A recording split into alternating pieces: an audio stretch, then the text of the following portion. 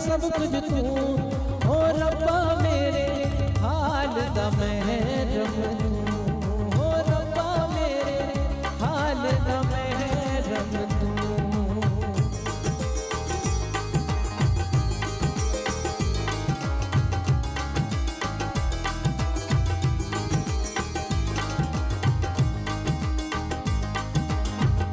अंदर तू है बाहर तू है, अंदर तू है बाहर तू है, रोम रोम विच तू हो रब्बा मेरे हाल दा महरम तू हो रब्बा मेरे हाल दा महरम तू।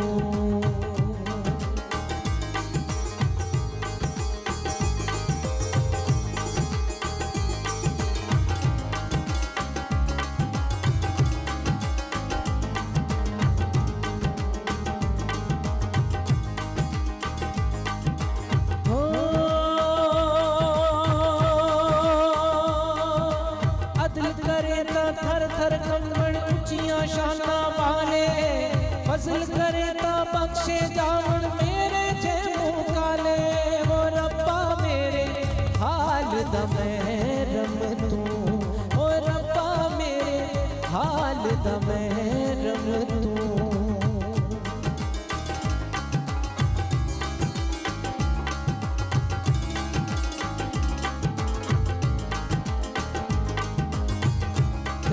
हुसैन फकीर माना कहे हुसैन फकीर ने माना, मैं नहीं सब कुछ तू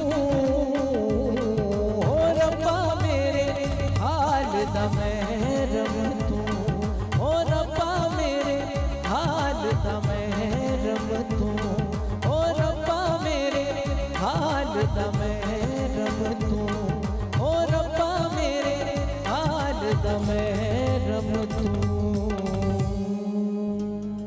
thank you so much Bobby. अस्सलाम वालेकुम, कैसे हैं आप? अल्हम्दुलिल्लाह बिल्कुल ठीक ठाक। उम्मीद है आप भी ठीक होंगे और बाकी लोग भी ठीक ठाक होंगे। बिल्कुल ठीक ठाक होंगे और बाकी लोगों से ज़रा खैर खैरियत पूछ ही लेते हैं। अस्सलाम वालेकुम दोस्तों, मैं फ़हीम अब्बास और फुरकान बॉबी आप सबको न्यूज़ कैफ़े में खुश आमदीद कहते हैं और हमें यकीन है कि आप बिल्कुल ठीक हैं और आज के दिन का एक बड़ा अच्छा सा स्टार्ट भी ले चुके हैं। फुरकान बॉबी ने जैसे हमारे आज के शो का फिर से एक बड़ा ही खूबसूरत सा एक स्टार्ट लिया और इसी तरह का एक खूबसूरत सा मौजू भी है जिस पे आज हम अपने प्रोग्राम में बात करने वाले हैं। वो जो मौजू है वो मौजू है इंसानी हुकूक। क्या हम सबको इस बात का अंदाज़ा है, मालूम है कि इंसानी हुकूक हैं क्या, हमारे क्या क्या हुकूक हैं, हमारे क्या फ़राइज़ हैं, क्या हमें इस बात का अंदाज़ा है? ये जो हमारे हुकूक हैं वो फ़राइज़ किन के हैं? वो फ़राइज़ भी तो हम इंसानों के ही फ़राइज़ हैं।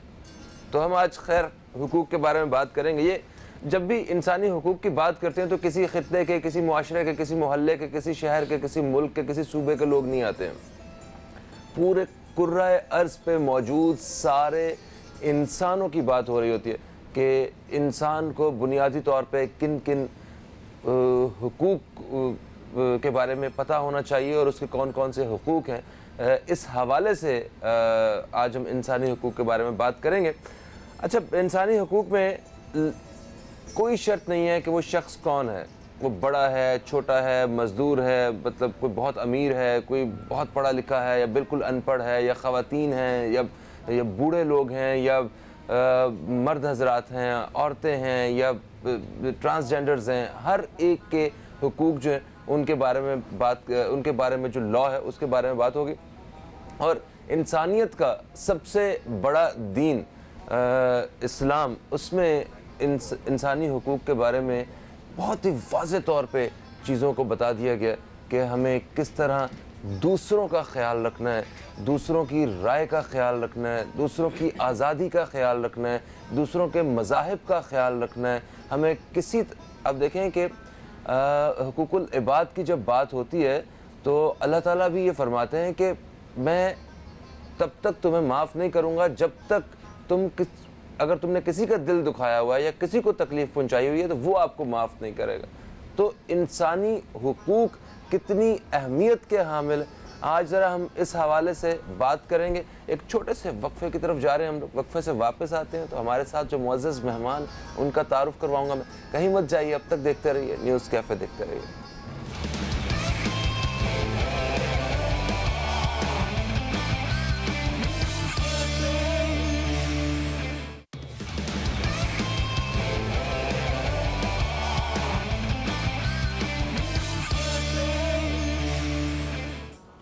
वेलकम बैक दोस्तों, आप देख रहे हैं न्यूज़ कैफ़े, मैं हूं फ़हीम अब्बास और आज हम इंसानी हुकूक के हवाले से बात करने वाले कि हर इंसान को क्या क्या हुकूक हासिल हैं।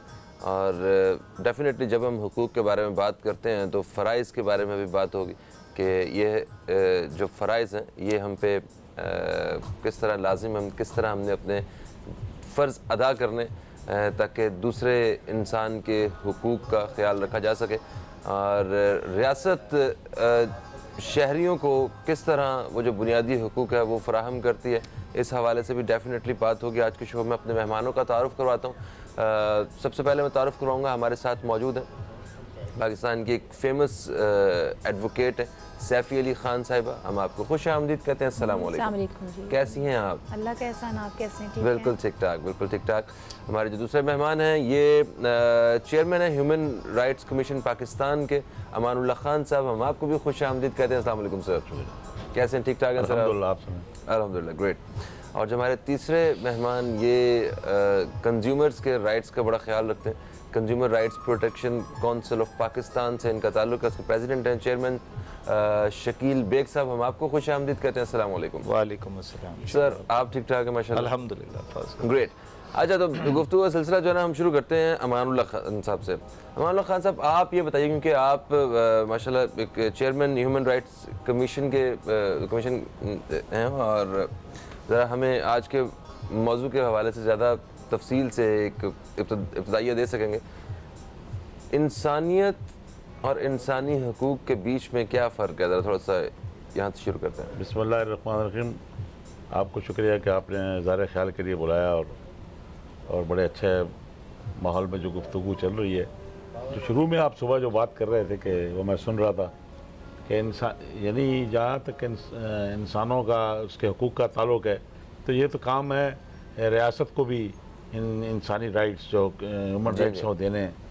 बदकिस्मती के साथ ये कहने में कोई आर नहीं है कि पाकिस्तान में रियासत जो है वो ह्यूमन राइट्स को प्रोवाइड ही नहीं करती, और अगर प्रोवाइड करती भी है तो इतना हमारे यहाँ लोगों को उसका पता ही नहीं है कि उसके अपने ह्यूमन राइट्स क्या हैं, उसके राइट्स हैं क्या है, राइट्स क्या हैं। तो छोटी सी बात है, सैफी साहब बैठी हैं, आम आदमी को पता ही नहीं कि FIR क्या है, व्यवस्था कटवानी है, उसका अपना राइट है, लेकिन वो कोर्टों का चक्कर मारा घूमेगा लेकिन उसकी FIR थानों में नहीं कटती।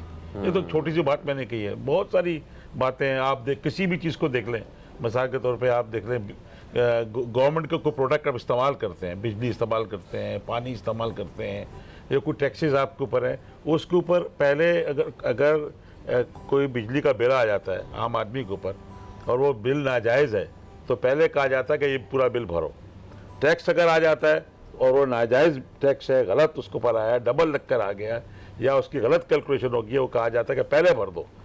यानी कंज्यूमर का कोई भी कॉन्ट्रैक्ट एग्रीमेंट होता है, सेल परचेज एग्रीमेंट होता है, वो दुनिया में बराबरी की बुनियाद पर होता है। मैं अगर बिजली खरीद रहा हूँ तो वो के इलेक्ट्रिक या कोई भी वापडा उस बिजली बेच रहा है, दोनों को राइट्स बराबर होना चाहिए। लेकिन हमारे यहाँ वन साइडेड है, पहले बिल जमा करा दो पूरा के पूरा, चाहे वो मेरा बनता ही नहीं, उसके बाद बिजली बहाल होगी, वो पैसे वापस तो मिलने का सवाल ही नहीं। तो ये नहीं, वैसे एक दूसरा पहलू मेरे सामने आ रहा है कि जैसे बिजली 2018 में रहते हैं हम लोग, और ये तो हर शहरी तक जो है ना ये होनी चाहिए, ठीक है। तो अगर बिजली हुकूमत हमें दे भी रही है, दिन में अगर कोई 18 घंटे मिल भी रही है शहरियों को, तो वो भी एक एहसान के तौर पर मिल रही है। भैया आपको बिजली नहीं दे रही हम लोग।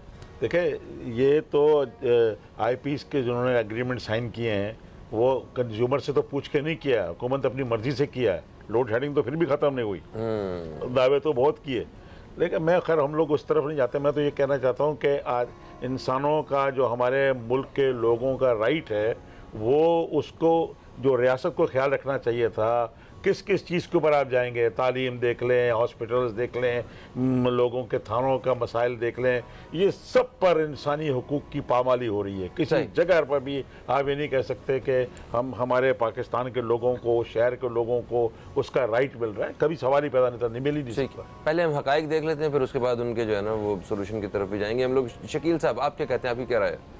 देखिए जी, कैसा एक अलमिया है कि हम ह्यूमन राइट्स की बात कर रहे हैं और हमारा मेन टारगेट पुलिस होता है। दुख की बात है, यानी कि इसका मतलब है कि जिसको हमें राइट्स देने हैं, जिनको हमारे टैक्स से सैलरी पे की जाती हैं, जो हमारे लिए बनाए गए अदारे हैं, हम सबसे पहले उसके बारे में सोचते हैं कि वो FIR नहीं काटता। हम वहाँ जाएं, उसका रवैया अच्छा नहीं होता। हम वहाँ जाएं तो वो इस तरह होता है कि शायद हम कोई दहशतगर्द हैं और कोई इस तरह का मामला है। ये एक अलमिया है। सबसे पहले हमें चाहिए ह्यूमन राइट्स के लिए कि जो भी है, पहले इन इदारों को ठीक होने की ज़रूरत है। ठीक होने की ज़रूरत है, ठीक हम नहीं कर सकते, रियासत नहीं करना है। अब दूसरी तरफ आते हैं कंज्यूमर राइट्स के ऊपर। डेफिनेटली दोनों राइट्स के मामला सेम है, क्योंकि पिस्ता इंसान ही है। चाहे वो कंज्यूमर राइट्स है तब भी इंसान है, ह्यूमन राइट्स है तब भी इंसान है। लेकिन अफसोस के साथ मुझे ये कहना पड़ता है कि पाकिस्तान में जिस तरीके से तजलील इंसान की जाती है, जैसे आपने कहा इंसानियत से और ह्यूमन राइट्स पे, तो सबसे ज़्यादा तजलील इस वक्त जितनी हमारे यहाँ की जाती है वो शायद ही कहीं और की जाती है। और ये तजलील करता कौन है? ये करता है इदारे करते हैं। जब आप उनके पास जाते हो अपने इख्तियारात के लिए कि ये मेरा इख्तियार है, मुझे प्लीज़ इस इख्तियार के तहत ये चीज़ करके दें, तो वो आपकी तजलील करता है। जिसकी सबसे बड़ी मिसाल आपको रिसेंटली चेयरमैन नादरा गया तो उसको वहाँ महसूस हुआ कि आम आदमी के साथ तो बड़ा जुल्म हो रहा है यहाँ पर, उसके तो राइट्स का ख्याल ही नहीं रखा जा रहा। वो बेचारा वहाँ कह रहा है, वो कह रहा है मैंने नादरा का रूल्स है कि आप पाकिस्तान के किसी भी शहर में रह रहे हो, आप शनाख्ती कार्ड जहाँ से चाहे बनवा सकते हैं। वो चेयरमैन साहब को बकायदा उन्होंने कहा चलो भाई तुम्हारा नंबर ही नहीं आ सकता। तब उसको एहसास हुआ कि हाँ, दफ्तर से मैं निकला हूँ तो क्या इख्तियारात की जंग है कि वो एक आम आदमी बेचारा किस तरह लाइनों में खड़े होकर जब उसका नंबर आता है तो उसको इस तरह तजलील की जाती है। तो सर बात यह है कि सबसे पहले मैं ये समझता हूँ सरकार खुद, सरकार के इदारे खुद जब तक तजलील बंद नहीं करेंगे इंसानियत की तो सर ह्यूमन राइट्स नहीं मिल सकते। बिल्कुल सही। सैफी जी, जैसे कि भी शकील साहब बात कर रहे थे कि जब हम क्यों ह्यूमन राइट्स की बात करते हैं सबसे पहले पुलिस का जिक्र होता है। ठीक है, जब बात हुकूक की है तो जो लोग अपने फ़राइज़ नहीं देते हैं, जो जुर्म का इर्तिकाब करते हैं, तो उनको पुलिस ही है जो हुकूक दिला सकेगी। तो जब पुलिस के पास जाते हैं तो पुलिस अक्सर वो कहते हैं कि हम सब कुछ यहाँ पे इसलिए सेटल कर देते हैं कि आगे अदालतों में जाएगा तो वहाँ पे ज़मानतों में दूसरे चक्रों में फिर जो है ना मुजरिम बाहर होगा। तो इस बारे में क्या कहती हैं आप? वैसे भी पाकिस्तान लॉ के हवाले से इंसानी हुकूक के बारे में भी कुछ सबसे पहले तो मैं हाईलाइट करूंगी कि जो कॉन्स्टिट्यूशन है हमारा, जिसके लिए हमारे सारे पॉलिटिशियंस बात करते हैं कि जी कॉन्स्टिट्यूशन और पार्लियामेंट सुप्रीम है। तो पार्लियामेंट सुप्रीम है, वोट का तकद्दुस है, लेकिन वोटर का तकद्दुस नहीं है। आइन में आर्टिकल 9 से 28 तक हमारे फंडामेंटल राइट्स हैं। ये 29 तक तो नहीं जाते हैं, उसके बाद जो इनके राइट्स हैं उसके ऊपर शुरू हो जाते हैं। वहाँ से काम शुरू होता है कि छोड़ें जी वोट का तकद्दुस तो जब हम हमारे पे बात आएगी हम कर लेंगे। और जो हमें फंडामेंटल राइट्स दिए गए हैं, हर शहरी को अपना मज़हब का हक है कि वो हिंदू हो, मुसलमान हो, क्रिश्चियंस हो, वो कोई भी है, वो अपनी इबादत जो है वो फ्रीडम से कर सकता है। हमें बिजनेस का राइट है कि हम कोई भी बिजनेस कर सकते हैं। हमें प्रोटेक्शन ऑफ लाइफ का राइट है। हमें जो है वो जो फेयर ट्रायल का राइट है कि हमारी फेयर ट्रायल, हमें ये भी राइट है। आर्टिकल 25 ये देता है कि अगर गवर्नमेंट का कोई डॉक्यूमेंट ऐसा है जो शहरी की नॉलेज में होना ज़रूरी है तो वो इदारा बाउंड डाउन है कि वो डॉक्यूमेंट हमें प्रोवाइड करे। लेकिन यहाँ पे तो सारा चोर बाजारी है। आप सिर्फ पुलिस को रो रहे हैं, आप ऊपर से चलें ना, टॉप टू बॉटम चलें। पुलिस तो बेचारी बॉटम में आती है। अब पुलिस जो है वो तो सिर्फ प्रोटोकॉल देने में बिजी है। अब मैं जा रही थी अपने बच्चे को लेके ट्यूशन पे, तो रास्ते में मोबाइल ने ही गाड़ी मार दी। मेरी गलती भी मोबाइल वालों की थी, मैंने रोक ली गाड़ी। अब कोई आम शहरी होता बेचारा, वो डर जाता है कि पुलिस वाले, उनको मैंने फिर डांटा। मोबाइल वाले उससे पैसे ले लेते हैं, गाड़ी खराब कर हाँ, तो मैंने कहा ब्रेक की तरफ बढ़ रहे, ब्रेक से वो हमेशा यही होता है। कहीं बात चाहिए थी। अब तक देखते रहिए न्यूज़ कैफे, देखते रहिए, अभी आपसे मुलाकात होती है।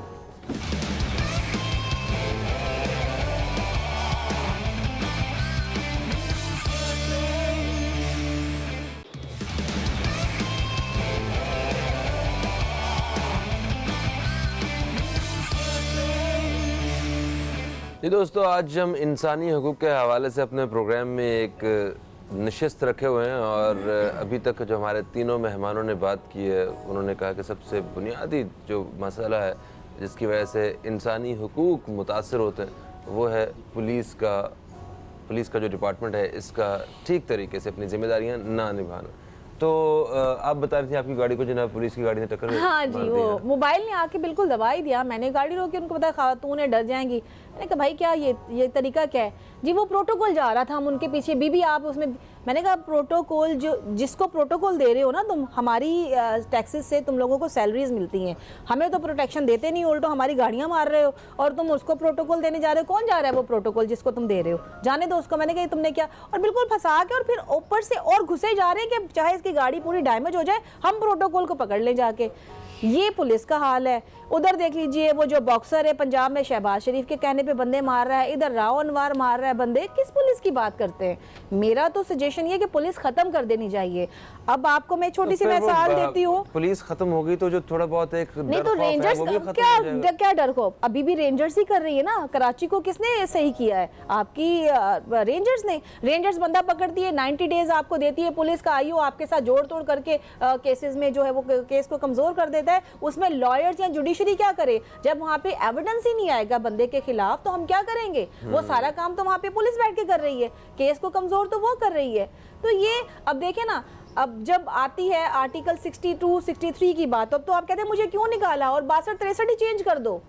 लेकिन जहां हमारे फंडामेंटल राइट हैं उसके ऊपर कोई बात ही नहीं करता। वोट के तकद्दुस की बात कर रहे हैं आपके जी। इस आम आदमी ने मुझे वोट दिया है और आपके वोट के तकद्दुस को चीफ जस्टिस ने पामाल कर दिया है।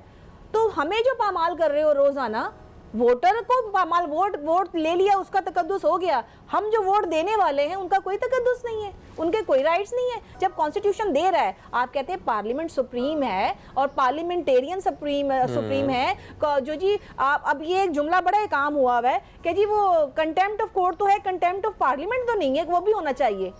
अच्छा, सब कुछ पार्लियामेंट के लिए होना चाहिए और जो पार्लियामेंट बनाते हैं मेरे जैसे आप जैसे आम वोटर्स, उनके लिए कोई काम करने के लिए तैयार नहीं है। हर बंदा अपने हकूक की जंग लड़ रहा है। तो ये है कि हम किस को रोएंगे? जो आम इंसान है वो तो अवेयर भी नहीं, अवेयर नहीं है, उसे पता ही नहीं है कि मेरे बुनियादी हकूक क्या हैं या मुझे हुकूमत से मिलना या स्टेट ने किन चीजों की जिम्मेदारी ली है जो हमने उनको वोट दिया है। स्टेट जो है ड्यूटी बाउंड है, जी ड्यूटी बाउंड है कि जो कॉन्स्टिट्यूशन में हमें राइट दिए गए हैं वो राइट आप दें। किसको मिल रहा है? मेरे ख्याल से कोई एक बंदा भी आप उठा ले वो ये नहीं कहेगा कि मुझे सारे राइट्स मिल रहे हैं। अवेयरनेस की बात है। मैं हमेशा इस फोरम पे बात करती हूँ कि जितनी एनजीओज पाकिस्तान में काम कर रही हैं उनको चाहिए कि एक प्रोग्राम चॉकआउट करें, स्कूल्स में जाएं, कॉलेजेस में जाएं, देहातों में जाएं और लोगों को कॉन्स्टिट्यूशन कब के बारे में बताएं। और जो नहीं पढ़ सकते इंग्लिश, उनको उर्दू में कॉन्स्टिट्यूशन है उसकी कॉपीज दें कि ये आपके राइट हैं, आप स्टैंड करें इन राइट के लिए। ये वैसे अंग्रेजी और उर्दू वाला भी मुझे समझ नहीं आता है कि सरकारी जुबान जो है वो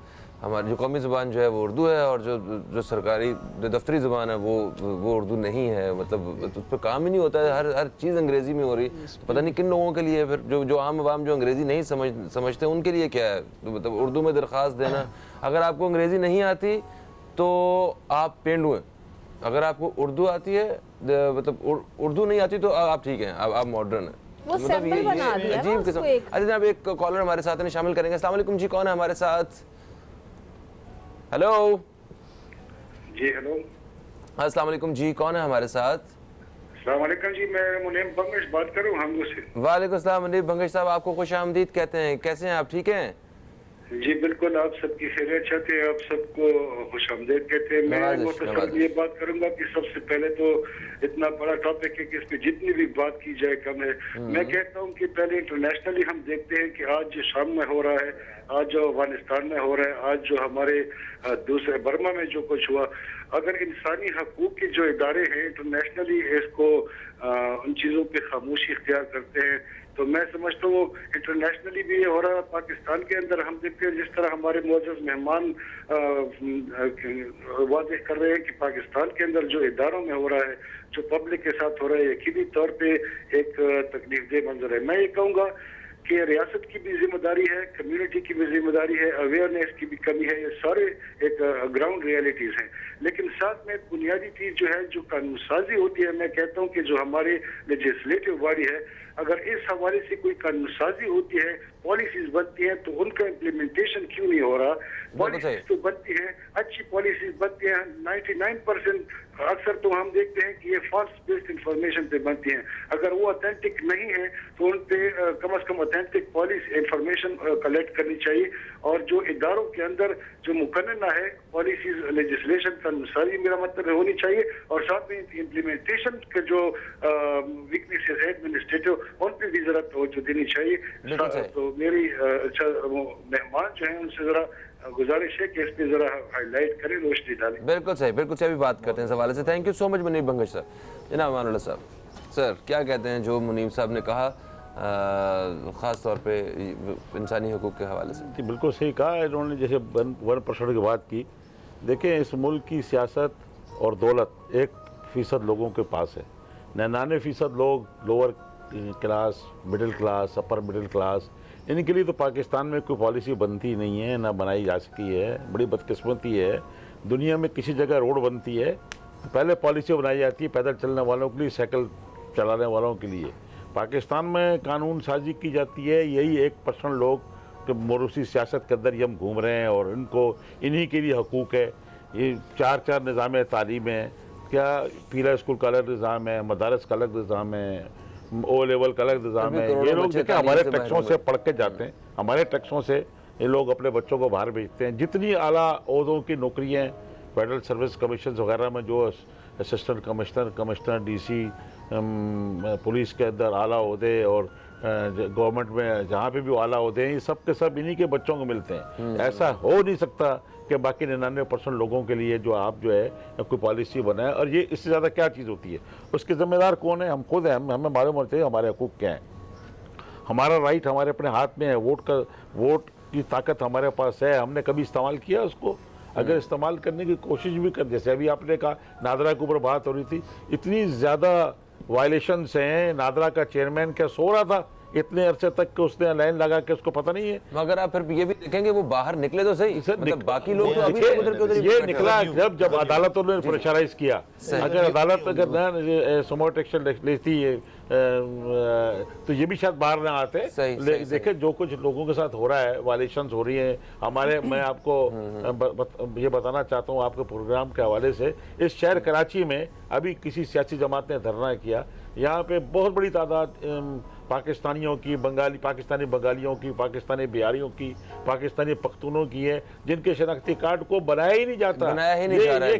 बिल्कुल सही कह रहे हैं, उनकी नस्लें यहाँ पे नस्लें और उनका राइट बनते हैं, उन्होंने पाकिस्तान के लिए कुर्बानियाँ दी हैं। सर एक ब्रेक की तरफ बढ़ रहे हैं हम लोग, ब्रेक से वापस आते हैं तो मजीद इस पर बात करते हैं और बुनियादी हकूक़ के हवाले से बात करते हैं, और शहरी जिनको हकूक़ हासिल नहीं है, जो नहीं मिल रहे हैं स्टेट की वजह से या किसी भी वजह से, वो उसके लिए क्या कर सकते हैं, इस बारे में बात करेंगे। कहीं मत जाइए, अब तक देखते रहिए न्यूज़ कैफे, देखते रहिए।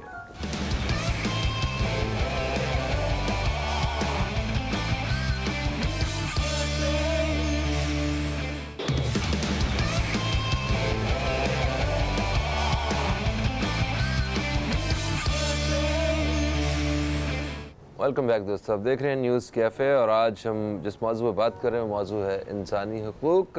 हमारे साथ सैफ़ी अली ख़ान साहब मौजूद हैं, हमारे साथ आज अमानुल्लाह ख़ान मौजूद हैं, और हमारे साथ शकील बेग साहब मौजूद हैं। शकील बेग साहब, जैसे कि वक्फे से पहले हमारे साथ एक कॉलर मौजूद थे, मुनीब भंगश साहब, हंगू से उन्होंने कॉल की तो उन्होंने कहा कि सारे क़वानीन मौजूद हैं, सब कुछ है, उसके ऊपर इम्प्लीमेंट नहीं होता है। तो इस बारे में आप क्या कहेंगे कि ये कैसे मुमकिन है? देखें, सबसे पहली बात एक सवाल बहुत अच्छा था और हंगू से सवाल आया है जी, और मुझे खुशी इस बात की है कि उन्होंने असल पिन पॉइंट पे बात की कि राइट्स की बहुत कानून बनते हैं, लेकिन उसकी इम्प्लीमेंटेशन होती है जहाँ ऐसे लोगों के अपने जो मामलात होते हैं उनके लिए वो बेहतरीन इम्प्लीमेंटेशन करवा लेते हैं, वो मामला ठीक कर लेते हैं।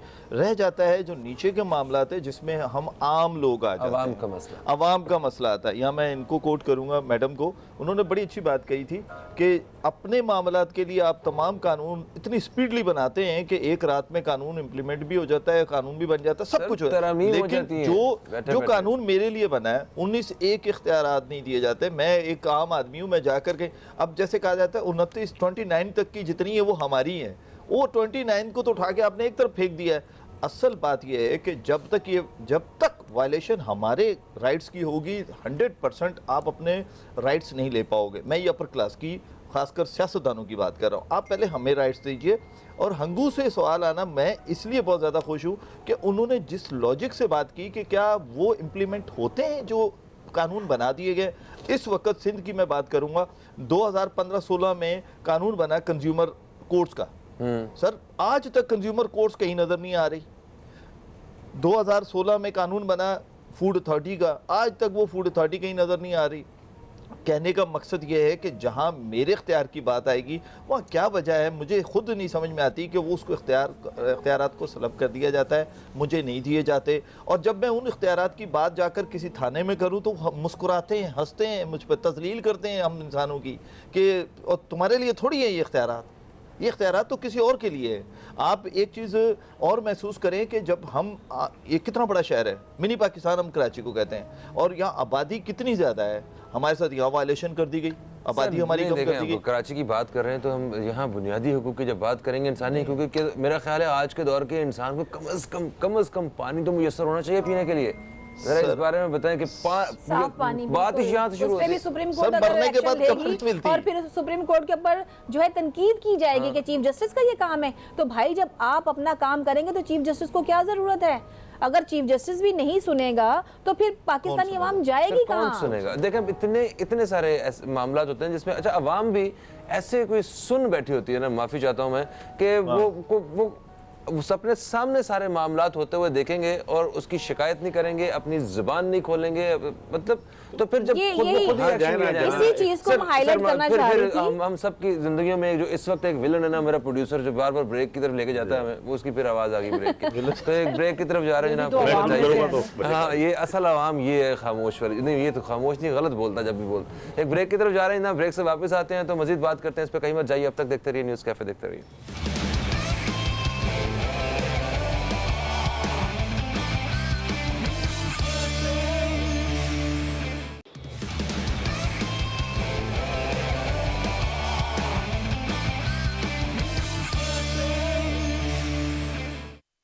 दोस्तों आप देख रहे हैं न्यूज़ कैफ़े, मैं हूं फ़हीम अब्बास। इंसानी हुकूक के हवाले से आज हम अपने मेहमानों से बातचीत का सिलसिला जारी रखे हुए हैं और अब इतने ज़्यादा मसाइल हैं जहां हम रहते हैं, जैसे सोसाइटी में, हमें समझ नहीं आ रही कि हम कहां से बात शुरू करें और किस तरह हमें जो है ना वो इसकी तरफ, इसके हल की तरफ बढ़ना चाहिए।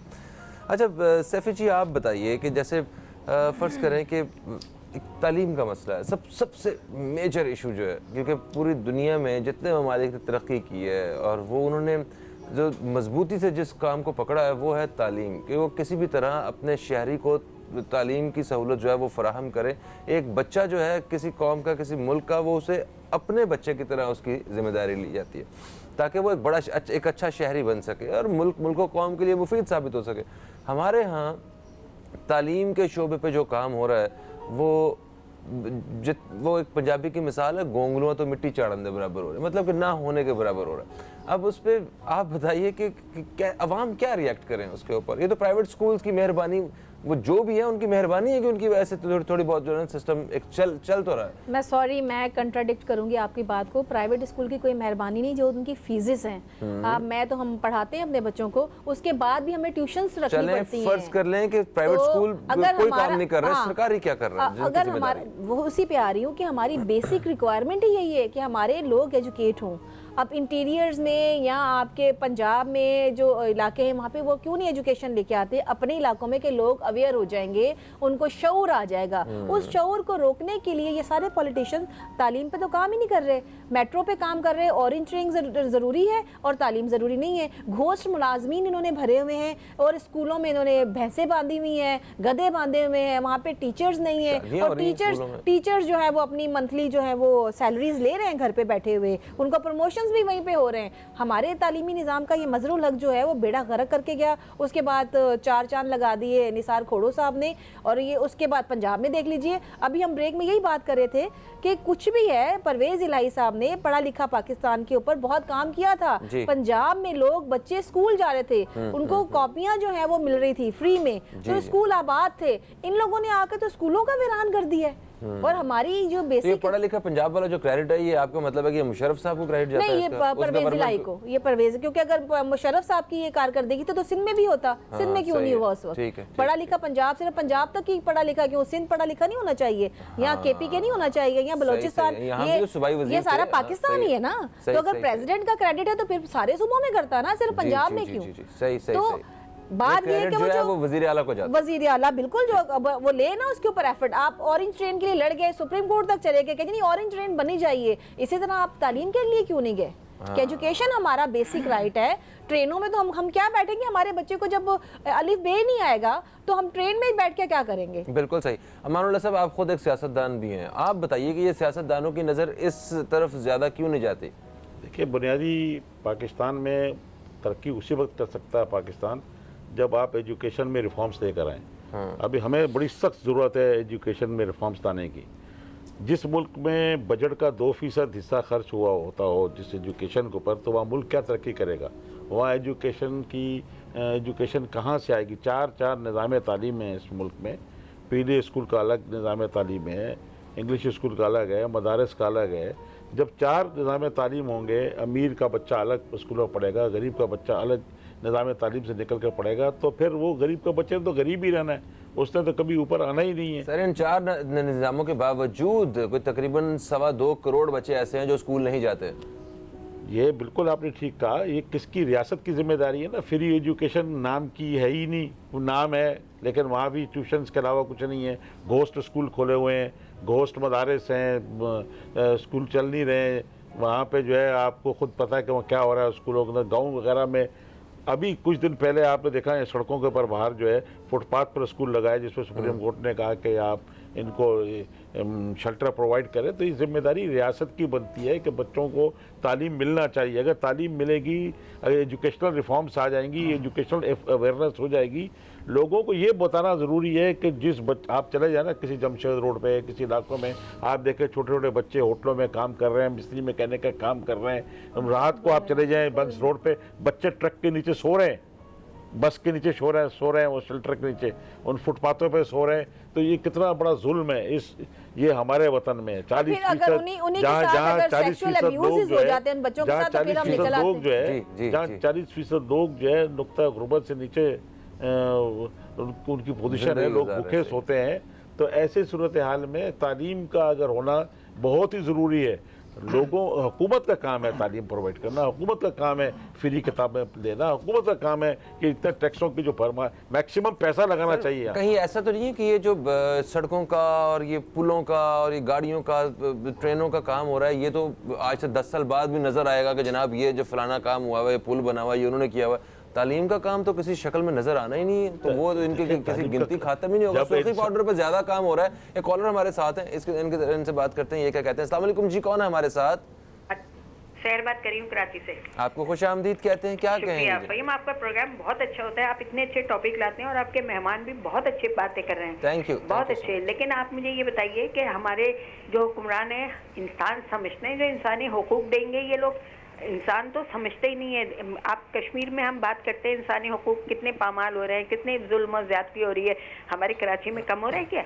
आपको पता ही है कि जो हो रहा है। आप यकीन करें, मेरे सामने एक लड़के को घर से उठा के ना पुलिस में मोबाइल में डाला है और उसको मोबाइल में ही मारना शुरू कर दिया इन्होंने। और वो शरीफ लड़का था, ये नहीं कि कोई किसी गलत कामों में था, उसको उठा के उन्होंने वही मारना शुरू कर दिया। कौन से इंसाफ और कौन से इंसानी हुकूक की बात कर रहे हैं आप? ये बताइए, बातें इतनी अच्छी कर रहे हैं आप लोग, इतनी अच्छी बातें लगती हैं, लेकिन हमारे हुक्मरान समझते कब है हमें इंसान? कौन सा हुकूक दिया? आप कहीं बात करें पहले ही होता है आप इस मौजू पे बात नहीं करें, आप ये टॉपिक मत बोलिएगा, आप ये बोलिएगा। भाई आप हमें कुछ हक तो दें, कुछ हम करें। एक आपका चैनल हमें इतना हक देता है कि हम बात कर लेते हैं आपसे और आप सुन लेते हैं। थैंक यू सो मच सहर साहिबा। हमारे पास बहसियत एक अवाम के, हमारे पास एक बहुत बड़ा हमारा एक हक है, वो है वोट का हक, जिसको हम बहुत सस्ते दामों बेच देते हैं। सिर्फ अपनी पसंदीदगी और सिर्फ इस चक्कर में कि वो हमारी बरादरी और पता नहीं किन किन चीज़ों की बुनियाद पे हम लोग जो है वो वोट का हक जो है वो अपना वो दे देते हैं, जिससे कोई हमें ख़ास फ़ायदा नहीं होता और लॉन्ग रन में हमें सिर्फ नुकसानात का सामना करना पड़ता है। एक ब्रेक की तरफ बढ़ेंगे, ब्रेक के बाद हमारे साथ एक और मेहमान मौजूद होंगे। Thank you so much Saif Ali Khan साहिबा, आपसे अच्छी ज़बरदस्त गुफ्तगू रही। दोस्तों कहीं मत जाइए, अब तक देखते रहिए न्यूज़ कैफ़े, देखते रहिए, अभी आपसे मुलाकात होती है।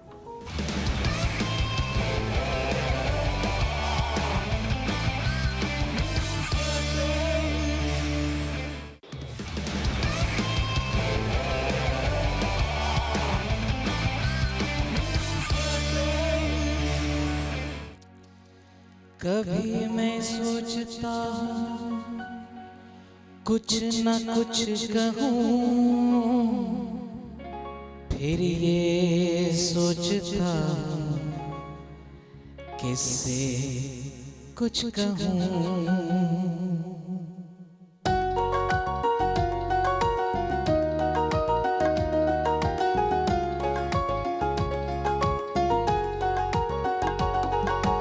कभी मैं सोचता हूँ कुछ न कुछ कहूँ, फिर ये सोचता हूँ किससे कुछ कहूँ।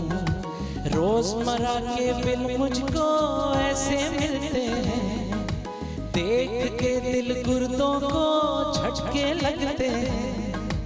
रोजमर्रा के बिल मुझको ऐसे मिलते हैं, देख के दिल गुर्दों को झटके लगते हैं। आरज़ू ये होती है कुछ ना कुछ कहूँ, इसीलिए तो कभी मैं सोचता हूँ कुछ न कुछ कहूँ, फिर ये सोचता हूँ किससे कुछ कहूँ।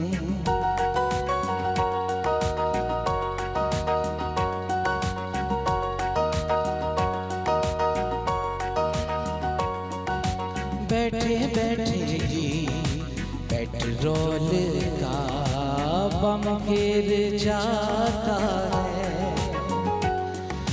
गोश्त वाले का सब्जी वाले का रेट बढ़ जाता है।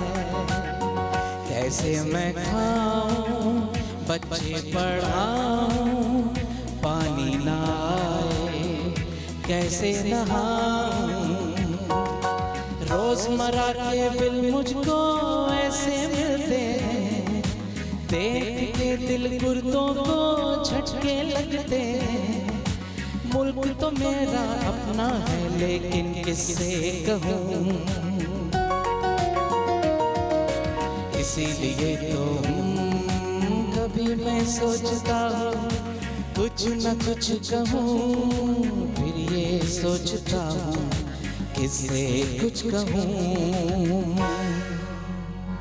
थैंक यू बॉबी, क्या बात है। ये जो आप खामोश बैठे रहते हैं ना, ये बैठ के शायरी करते रहते हैं आप। करनी पड़ती है, दिल का हाल सुनाना पड़ता है, वरना सुनेगा कौन। पाकिस्तानियों की तर्जुमानी की है अभी आपने, जबरदस्त तर्जुमानी। ठीक है जनाब, थैंक यू बॉबी। वक्फे के बाद हम बिल्कुल वापस आ चुके हैं और हमारे साथ अभी एक और मेहमान है जिन्होंने हमें ज्वाइन किया है, सदफ ज़हरा साहिबा जो कि एडवोकेट है। हम आपको खुश आमदीद कहते हैं। अस्सलाम वालेकुम। बहुत शुक्रिया। कैसी हैं आप, ठीक हैं? बिल्कुल ठीक ठाक, ग्रेट। अच्छा शकील साहब, ये जो सब्ज़ी गोश्त की और उन्होंने बात की है, अशिया की जो कीमतें हैं वो बढ़ जाना, ये एक बहुत बड़ा मसला है। एक तो चीज़ों की कीमतें बढ़ती रहती हैं, फिर ऊपर से जब बजट आता है तो वो भी हमें कोई हमारे लिए कोई खुशी की खबर नहीं लेके आता है। फिर जो रोज़गार हैं वो हमारे लोगों के पास नहीं है। फाइनेंशियली हर शख्स क्राइसिस में है, वो बेशक कोई छोटी सी जॉब कर रहा है या बहुत बड़ी जॉब कर रहा है। तो ये हालात कैसे ठीक हो सकेंगे, किस तरह हम लोग जो हैं वो बेहतरी की तरफ जा सकेंगे? पहली तो बात ये है कि बजट पहले ये होता था कि एक बजट आया करता था जून में कि जी बजट आ रहा है, बजट आ रहा है। आवाम भी उस बजट की इंतज़ार करती थी कि देखें इस बजट में क्या होने वाला है। अब तो सर हर महीने 15 दिन बाद बजट आता है ना, मतलब अब वो बजट का तो इम्प्रेशन ही ख़त्म हो गया। वो बजट जो है वो सिर्फ फंड एलोकेट करता है अपने लोगों के लिए कि तुमने किसको कहाँ नवाजना है, वो उधर चला जाता है बजट। दूसरी एक और मैं वायलेशन मैं सोच रहा था, जैसे नादरा में पूरी दुनिया में आप नेशनलिटी लेते हैं तो वो पैसों की नहीं मिलती है। आप क्या कैटेगरी रख दी है कि गरीब आदमी 300 रुपए वाला कार्ड बनवाएगा, अमीर आदमी जिसके पास पैसा है वो 1600 रुपये वाला कार्ड बनवाएगा। यानी कि अंदाज़ा करें कि आप हमसे टैक्सेस ले रहे हैं, हर चीज़ में टैक्सेस है, खाने पीने की चीज़ें उठाएं, नहाने धोने की चीज़ें उठाएं, जो चीज़ उठाएं टैक्स आपसे जा रहा है, GST आपसे जा रहा है गवर्नमेंट के पास। पेट्रोल पे आप देखें कि तकरीबन 30 से 45 रुपीज़ तक का टैक्स आप डिडक्ट कर रहे होते हैं। उसके बावजूद एक शनाख्ती कार्ड जिसको आप पाकिस्तान की शनाख्त कहते हैं उसके भी आप हमसे पैसे ले लेते हैं। हद से भी ज़्यादा आप वायलेशन करते हैं ह्यूमन राइट्स की। दूसरी बात यह है कि अभी आप देखें पाकिस्तान में जैसे हम शनाख्ती कार्ड की बात करते हैं, ये शनाख्त है हमारी, इस शनाख्त के तहत ही हमारा पासपोर्ट बनता है। आप मुझे बताएं कि जो बंगाली या हमारे पास जो बिहारी हैं, आप इनको शनाख्ती कार्ड नहीं दे रहे इस वक्त, आप शनाख्ती कार्ड नहीं दे रहे, और उनको भी छोड़ दें जो पाकिस्तानी है बेचारे पख्तून है उनको भी शनाख्ती कार्ड नहीं दे रहे। आप कहते हैं कि जाओ दादा का लेकर आओ, परदादा का लेकर आओ। ओ खुदा के बंदे, तुम जो क्लर्क बैठे हो ना, तुमसे मैं पूछूं कि तेरे बाप का शनाख्ती कार्ड है, तुम वो नहीं दे सकोगे हमें। नहीं तो दादा परदादा का इन्हीं इदारों ने नहीं बनाया, इसका रूल मेंटेन नहीं किया सारा। इसका तरीका ये होना चाहिए। मिनिस्टर के भी आप पूछे, इंटीरियर मिनिस्टर से पूछे, उसके पास भी शरीयत नहीं है। इनके पास कहां से आई? बंगाली बहरियों के पास है। अमानुल्लाह साहब वो तो दो शरीयत रख के बैठे हुए हैं। उनके पास पाकिस्तानी शरीयत भी है और बाहर के मुल्कों की भी शरीयत है। पाकिस्तान के लिए कुर्बानियां दी हैं, लेकिन पाकिस्तानी बिहारी और पाकिस्तानी बंगालियों ने जंगी कैदी बने हैं। आज भी मशरकी बांग्लादेश के अंदर उस वक्त के मशरकी पाकिस्तान में आज भी इनको फांसियों पर लगाया। एक चीज और मैं इसमें अर्ज कर दूं कि आप ये देखें कि आप शनाख्ती कार्ड ना देकर उनकी नस्लकुशी कर रहे हैं क्योंकि उनके बच्चे नहीं पढ़ सकते। आप कैसे पढ़ेंगे जब बेफाम मांगा जाता है? वो बेफाम नहीं होता उन बेचारों के पास, और फिर यहाँ रहते हैं। आप इसका ऐसा तरीका ये है कि आप उसको किसी जिसके पास नादरा के शनाख्ती कार्ड है, आप उससे उसकी अटेस्टेशन करवा लें, उससे कुछ सर्टिफिकेट्स ले लें, कुछ इस तरह की चीज ले लें। उसको कहा जाता है जाओ पुलिस से ये करवा के लाओ। मैं आपको बताता हूँ, उन लोगों ने शनाख्ती कार्ड बनवा लिया जिन्होंने जाकर वहां पर पैसे दे दिए, उनके शनाख्ती कार्ड बन गए, वो पाकिस्तानी हो गए।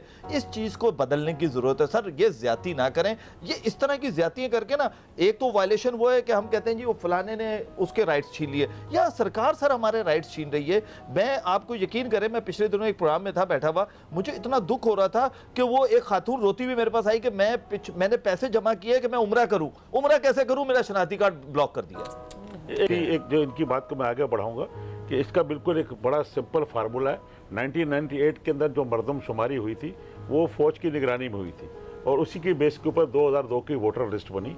जिन लोगों के नाम वोटर लिस्ट में आए हैं, जिनके नाम मरदमशुमारी में आई हैं, उन्हीं लोगों को, उन्हीं के बेसिस के ऊपर इन लोगों को शनाख्ती कार्ड जो है पासपोर्ट जारी कर दिया जाए।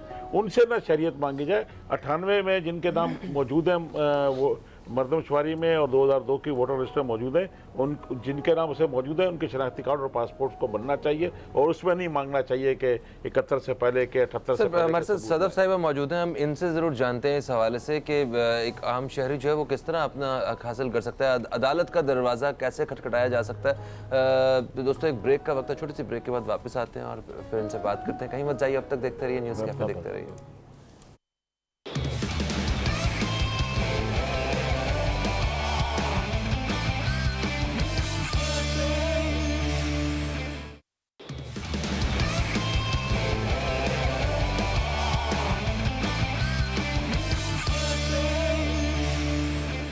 वेलकम बैक दोस्तों, आप देख रहे हैं न्यूज़ कैफ़े। अच्छा सदफ साहिबा, जैसे कि आवाम के पास जो बुनियादी सहूलतें जो होनी चाहिए, जो हुकूक होने चाहिए, वो नहीं है उनके पास। तो अगर अच्छा बहुत सारे लोग तो अवेयर ही नहीं, उन्हें पता ही नहीं है कि ये हुकूमत की जिम्मेदारी थी। वो तो यही समझते हैं कि बस हमारी किस्मत ही ख़राब है। वो हर चीज़ सिर्फ हाथ उठाने से, अल्लाह ताला से बेशक हमें गिड़गिड़ा के मांगना चाहिए सब कुछ, मगर कुछ काम जो है वो जाए नमाज पे नहीं, बाहर निकल के अपने बाजुओं से जो है ना कोशिश करके भी करने होते हैं। तो किस तरह अपने हुकूक हासिल किए जा सकते हैं? क्या अदालत किस तरह, या पाकिस्तान का जो कानून है वो किस तरह हमारी मदद कर सकता है एक आम शहरी की तरह? इस हवाले से बताइए। जी बिल्कुल, मैं यहाँ से कंटिन्यू करूँगी उनकी बात से, जो उन्होंने बात की कि बाहर के मुल्कों में कैटेगराइज किया जाता है टैक्सेशन के हिसाब से। इसी तरह आइडेंटिटी के हवाले से भी इन्होंने बात की, वो भी बड़ी इंपॉर्टेंट है। आपकी आइडेंटिटी अगर इनकम्प्लीट है, कन्फ्यूजन है उसमें कोई, तो भी उसकी वजह से आपके बेसिक राइट्स जो हैं वो ख़त्म नहीं होने चाहिए। आप कैटेगराइज कर दें आइडेंटिटी के हिसाब से, टैक्सेशन के हिसाब से, अपने लोगों को एजुकेट करें, उनको इक्वल अपॉर्चुनिटीज़ दें। हमारे कॉन्स्टिट्यूशन में इसके लिए काम होना चाहिए कि कोई भी बंदा डिप्राइव ना हो किसी भी रीज़न से अपनी बेसिक राइट से, और उसके पास वो इतना स्टैंड लेने के काबिल हो कि वो जाके अपने राइट्स के लिए कोर्ट्स में फ़ाइट कर सके। और देखें, आप रिस्पेक्ट दे दें, आप एजुकेट कर दें, आप इक्वल अपॉर्चुनिटीज़ दे दें अपने लोगों को, अपनी आवाम को, तो मेरे ख्याल से आपके 80% जो मसाइल हैं वो वैसे ही हल हो जाते हैं। क्योंकि इंसान रिस्पेक्ट का, एजुकेशन का और इक्वल अपॉर्चुनिटीज़ का ही जो है वो हकदार है, तलबगार होता है बेसिकली। तो ये चीज़ें होनी चाहिए, और इसमें जो है अगर किसी को कोई डिप्राइव होता है, किसी की हकूक तलफी होती हैं, तो उसको अदालतों में जाना चाहिए। अच्छा देखें, एक फ़र्ज़ करें कि एक मोहल्ला है या एक इलाका है जहाँ पे एक सरकारी स्कूल है, बहुत बड़ा स्कूल है, मगर वो इस काबिल नहीं है कि वो इलाके के लोग अपने बच्चे को वहाँ दाखिल करवा सकें, तो क्या कानून का, अदालत का कोई हमारे पास ऐसा रास्ता है कि हम जाके कोई डिमांड कर सकेंगे भाई ये आप ऐसे? तो उसमें शहरी क्या करेगा? सिर्फ वो 5 साल मुकम्मल होने का इंतज़ार करे, नई गवर्नमेंट कोई नए बंदे को वोट दे, और फिर वो अगर कोई अच्छा कोई ऐसा बंदा निकल आए, कोई कुदरत की तरफ से कोई इनके हक में काम कर दे कुछ उसकी, तो इस तरह सिर्फ इंतज़ार करे या सिर्फ दुआएं मांगता फिर, या वो कोई बाहर निकल के कुछ एक्शन भी ले सकते हैं अवाम? इसमें सारी चीज़ें हमेशा पेंडिंग रहती हैं। हम सोशल मीडिया पे भी देखते हैं तहरीक चल रही है कि एजुकेट करो हर किसी को। प्राइवेट स्कूल्स ने जो अपनी फीसेस इतनी रेस की हुई हैं उनको कम किया जाए, नहीं तो बाइकॉट हो जाएगा, ये हो जाएगा। लेकिन इस पे इम्प्लीमेंटेशन तो कहीं नहीं होती ना। इम्प्लीमेंटेशन जो है वो बेसिक है इसमें, कि ये सारी चीज़ें जो हैं सिर्फ ये सोशल मीडिया तक और सिर्फ एक तहरीक चलाने की हद तक नहीं रह जाएं।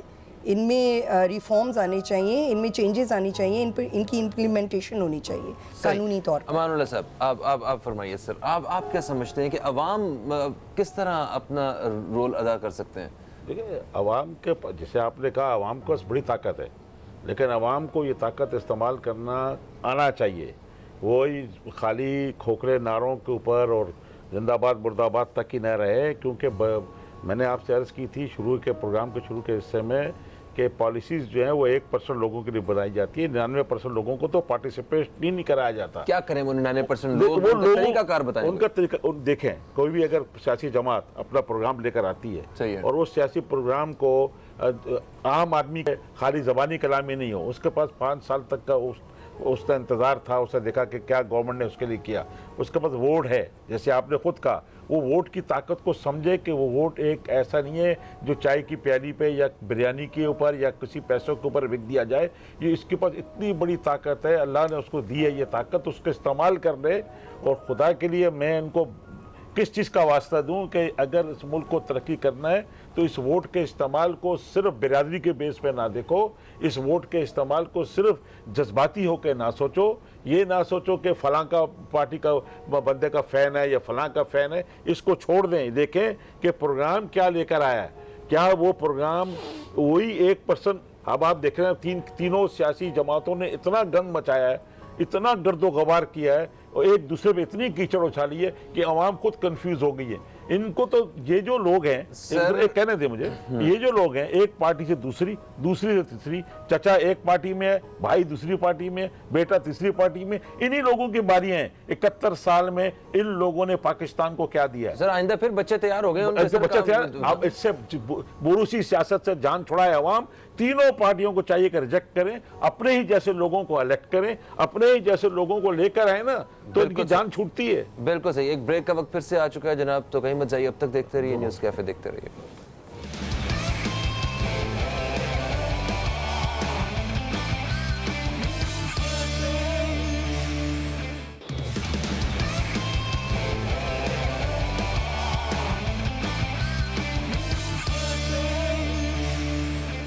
वेलकम बैक दोस्तों, आप देख रहे हैं न्यूज़ कैफे। अच्छा शकील साहब, जैसा कि वक्फे से पहले हमारे दोनों मेहमानों ने ये कहा कि अवाम जो अपना किरदार अदा कर सकते हैं वो सिर्फ इंतखाबात के वक्त एक अपने लिए एक बेहतर इंसान को मुंतखब करके ही अपना सही किरदार अदा कर सकते हैं, जिससे बहुत सारे फ़वाइद मुस्तक़बिल में उनको हासिल हो सकते हैं। उनके फ़वाइद क्या, उनको जो बुनियादी हकूक़ हैं वो हासिल हो सकते हैं उन्हें। आप क्या कहते हैं? आपकी राय में सिर्फ यही एक सॉल्यूशन है या इसके अलावा भी कुछ और भी हल है? सॉल्यूशन तो यही है, लेकिन क्या पाकिस्तान में जो मैं वोट डाल रहा हूँ, क्या उस बंदे को वोट मेरा जा रहा है? पहला तो क्वेश्चन मेरा ये है। दूसरी बात है कि हम राइट्स की बात करते हैं, सबसे ज़्यादा जो वायलेशन होती है वो इलेक्शन में ही तो होती है। मैं वोट दिया XYZ को, निकलता है ABCD को है। तो बात ये है कि सबसे बड़ा मसला यही है, आप जो ये गोश्त मुलाजमीन की हम बात करते हैं, उन मुलाजमीन को भर्ती इसीलिए किया जाता है कि तुमने वोटों का काम दिखा देना है। अब मसला ये है कि जब अच्छा, ये कोई सिस्टम ठीक नहीं करेगा, कोई भी नहीं करेगा। ये हो सकता है कि जैसे आपको पता है कि हमारे यहाँ हम डिक्टेटर को प्रमोट नहीं करते, लेकिन जितनी भी ज़्यादा तरक्की हुई है पाकिस्तान में वो डिक्टेटर टाइम में हुई है। जितनी भी चीज़ों को ठीक किया वो डिक्टेटर के टाइम पे किया गया। अगर अयूब खान साहब का टाइम उठा लें, आप ज़िया-उल-हक साहब का टाइम उठा लें, आप मुशर्रफ साहब का टाइम उठा लें, इनमें बहुत सारे काम किए, चाहे वो हमारे अवामी नुमाइंदे भी उनके साथ थे, इन्होंने बहुत सारे काम किए। मुझे लगता है कि उनको ही कुछ करना पड़ेगा कि ये इलेक्शन जो है ना, ये तो बिल्कुल पहले से डिसाइड होता है कि जनाब फ़हीम साहब ने नॉमिनेट होना है, आपको वोट मिलने हैं। तो मुझे बताएं मेरा वोट कहाँ गया? अवाम तो गई वोट डालने किसी और को बेचारे को, वो तो डाल के आई है वहाँ पर, तो मेरा वोट पहले ही हो जाता है। तो जब तक ये चीज़ें ठीक नहीं होंगी, ये वायलेशन ख़त्म नहीं होंगी, तो वोट से कोई चीज़ ठीक होने वाली नहीं है। बिल्कुल सही। अच्छा, ये जो एक और भी इशू मुझे नज़र आता है, जब डेमोक्रेसी है, जब अवाम की हुकूमत होती है, अवाम के ज़रिए होती है, अवाम के लिए होती है, तो अवाम जो वोट के हकदार होते हैं वो तकरीबन 100% वोटर्स, आप जितने पब्लिक है, सारे जो लोग हैं, वो सब तो वोट डाल ही नहीं सकते। वोट तो बने ही ख़ास लोगों के।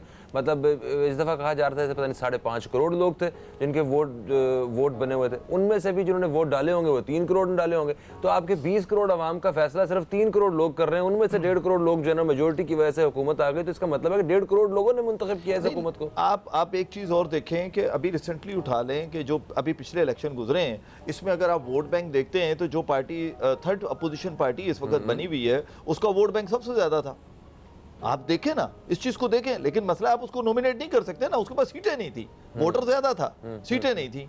मसला ये है कि आप जब हुकूमत में होते हैं तो आप उस सिस्टम को इतना अच्छा बना लेते हैं कि आप वोट को ले सकते हैं। आपको तरीके आते हैं, आपको पता होता है कि मैंने कहाँ कहाँ से सीटें निकालनी। आप पूरा सिस्टम अपने पेपर पे बना लेते हैं, कागज़ के ऊपर बना के आप बोलते हो ये सीटें मैं निकाल लूँगा। आप मुझे बताएं वहाँ वोटर कहाँ गया? जब आपको पता है कि ये सीट मैंने निकालनी है तो वोटर कहाँ गया? वोटर का वोट कहाँ चला गया?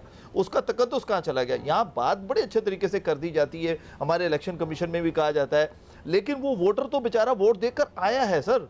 तो ये डब्बे जो निकलते हैं, खुलते हैं, वो किसी और के नाम के खुलते हैं, तो ये कैसे खुल जाते हैं? अच्छा, फिर ये एक और चीज़ सवाल पैदा ये होता है, जब जनरल इलेक्शन होता है ना, चले एक आधा इलेक्शन होता है, उसमें हम कह सकते हैं कि मे बी ज़मीनी इलेक्शन जिसको हम कहते हैं, उसमें मे बी कि चले गवर्नमेंट का। ये जो जनरल इलेक्शन होता है तो बेशक आर्मी खड़ी हो, बेशक रेंजर्स खड़ी हो, लेकिन अंदर थोड़ी खड़ी होती है, उनका भी एक लिमिट होती है, उस लिमिट से आगे नहीं जाते हैं। अब उसमें असूली तौर पे जब तक आप इसको बायोमेट्रिक वोटिंग सिस्टम नहीं करेंगे, उस आप ये सिस्टम ठीक नहीं कर सकते। बिल्कुल। मामला साहब देखिए, ये जो इलेक्शंस हुए थे अभी लास्ट, तो उस वक्त ये धांधली का इतना शोर था और लोग भी इस बात पे बड़े शोर भी थे कि जनाब धांधली हुई है, अपनी अपनी राय सबकी। तो उसके बाद ना तो अपोजिशन ने इस हवाले से कोई बायोमेट्रिक के हवाले से कोई बहुत ज़्यादा ऐसा काम किया हो जो नज़र आया हो, जो अगले इलेक्शंस में हमें महसूस हो, ना ही गवर्नमेंट की तरफ से उन्होंने कुछ किया हो कि भाई इतना बड़ा इल्ज़ाम लगाया गया हमारे ऊपर के धांधली करके आए, तो हम इस सिलसिले को ही ख़त्म कर दें, हम बायोमेट्रिक कर दें सारा कुछ। तो आप क्या कहते हैं, ये इस पर काम नहीं होना चाहिए था क्या? देखिए, काम होना चाहिए, ज़्यादा ज़रूरी नहीं था ये? इन सब के इंटरेस्ट जो है कॉमन है। ये जितनी जमातें हैं, इन सब का इंटरेस्ट कॉमन है। उनको पता है अगर ये इस दफ़ा अगर ये नून लीग आई है तो अगली दफ़ा पीपल्स पार्टी आएगी, फिर तहरीक इंसाफ आएगी। तीनों के जो ऊपर लोग बैठे हुए हैं, तीनों के तीनों एलीट क्लास हैं, तीनों के तीनों 71 से लेकर आज तक 71 सालों में यही लोग डायरेक्टली और इनडायरेक्टली हुकूमत के अंदर हैं। अगर दुनिया के अंदर जहाँ जिन मुल्कों के लिए इस निज़ाम बना है, जुमहूरी निज़ाम बना है, वहाँ पर फेयर वोटिंग होती है, बायोमेट्रिक सिस्टम आ गया है। अगर बायोमेट्रिक सिस्टम कर दिया जाए और ईमानदारी के साथ किया जाए तो आम लोग मुंतखब होंगे, आम लीडरशिप आएगी। लेकिन अगर हम इन्हीं सियासी जमातों के पैटर्न पर चलेंगे और आप देखें कि पाकिस्तान में जुमहूरियत है कहाँ? पाकिस्तान के अंदर जो सियासी जमातों के सरबराह हैं वो बादशाह और प्रिंस से भी ज़्यादा ताकतवर हैं, उनसे भी ज़्यादा तरीके से वो रहने का सिस्टम है। आप उनकी जाएं सेंट्रल एग्जीक्यूटिव कमेटी के इजलासों में चले जाएं बड़ी जमातों के अंदर, वो सिर्फ लीडरशिप की तारीफ कर रहे होते हैं। क्या मजाल है कि कोई लीडरशिप के ऊपर तनकीद करे, तनकीद बराए तामीर भी करने जाएगा तो उसको पार्टी से बाहर कर दिया जाता है। यहाँ तो गला पकड़ा हुआ है, कोई सियासी कारकुन पार्टी का लीडर नहीं बन सकता, कोई भी जमहूरी सिस्टम से वहाँ पे कोई इलेक्शन नहीं होता। यहाँ पे नेशनल जनरल कौंसिल का इजलास होता है, सूबाई कौंसिल का इजलास होता है, जिसके अंदर पार्टी के सदर को मुंतखब किया जाता है। जिसको पीर ने कह दिया, जिसको सदर ने कह दिया वो सदर बनेगा, जनरल सेक्रेटरी जिसको उसकी पार्टी के सरबराह ने कह दिया वो वहाँ जनरल सेक्रेटरी बनेगा।